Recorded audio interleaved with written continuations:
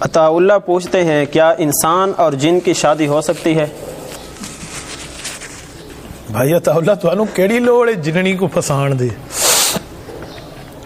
جنات کے ساتھ شادی یہ شریعت کے نزدیک جائز نہیں ہے. جننی ہو اور ادھر سے انسان ہو، یا ادھر سے عورت ہو اور ادھر سے جن ہو، یہ جائز نہیں ہے. کیوں؟ اس کی کئی دلائل ہیں. میں دلیل وہ لاتا ہوں، صحابہ کرام کے شاگرد سید الفقہاء والمحدثین حضرت امام اعظم ابو حنیفہ نعمان بن ثابت رحمہ اللہ تعالی المتوفی 150 ہجری، جو پیدا بھی خوش قسمت زمانے میں ہے اور وفات بھی خوش قسمت زمانے میں ہے، جس زمانے کو اللہ کے رسول نے خوش قسمت فرمایا، خیر القرون قرنی ثم الذین یلونہم ثم الذین یلونہم. امام اعظم ابو حنیفہ کا فتویٰ، وہ فرماتے ہیں سورۃ النساء کو دیکھیں، سورۃ النساء کی پہلی آیت کو دیکھیں. اللہ رب العزت نے ایک بات بیان فرمائی ہے، پھر 2 آیتیں چھوڑ کے آگے چلے فَانْكِحُوا مَا طَابَ لَكُمْ. ان دونوں کو دیکھو تو مسئلہ سمجھ آتا ہے کہ جنات اور انسان کی آپس میں ازدواجی تعلق قائم نہیں ہو سکتا. امام صاحب دلیل فرمائے تو دلیل فرمائے، یا ایھا الناس اتقوا ربکم الذی خلقکم من نفس واحدہ وخلق منها زوجها وبث منهما رجالا كثيرا ونساء واتقوا الله الذی تساءلون به والارحام ان اللہ کان علیکم رقیبا. امام صاحب فرماتے ہیں اللہ نے فرمایا ہے لوگو اللہ سے ڈرو، جس اللہ نے تمہیں ایک مرد عورت سے پیدا کیا اور تم میں پھر مرد عورتیں بنا کر دنیا میں پھیلا دی ہیں. وبث منہما، اللہ نے ان دونوں سے پھیلائی، رجالا کثیرا ونساء، بہت سے مرد اور بہت سی عورتیں اللہ نے پھیلا دی ہیں. تو اللہ پاک اس معاملے کو بہتر جان رہے ہیں.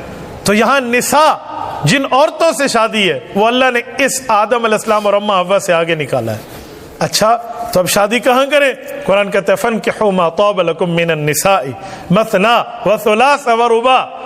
تو جو خاتون پسند ہو آپ نے اس خاتون سے شادی کرنی ہے، جو عورت پسند ہو اس عورت سے شادی کرنی ہے. پسند کا یہ معنی نہیں ہے آپ کوئی جرمدار کام کرنا شروع کر دیں اور دوسروں کی عزت پامال کریں. پسند کا معنی آپ کے دل کو اچھی لگے تو آپ نے ماں باپ سے بات کی ہے، ٹھیک ہے. مثنیٰ و ثلاث و رباع، پھر مرد کو 4 شادیوں تک کی اللہ نے اجازت دی ہے. اور اگر وہ انصاف نہیں کر سکتا، بے انصافی کرتا ہے تو فواحدہ، ڈرپوک ہے کہ اس سے انصاف نہیں ہو سکے گا، اس ڈرپوک کے لیے پھر ایک ہی ہے فواحدہ. وَإِنْ خِفْتُمْ أَلَّا تَعْدِلُوا فَوَاحِدَةً.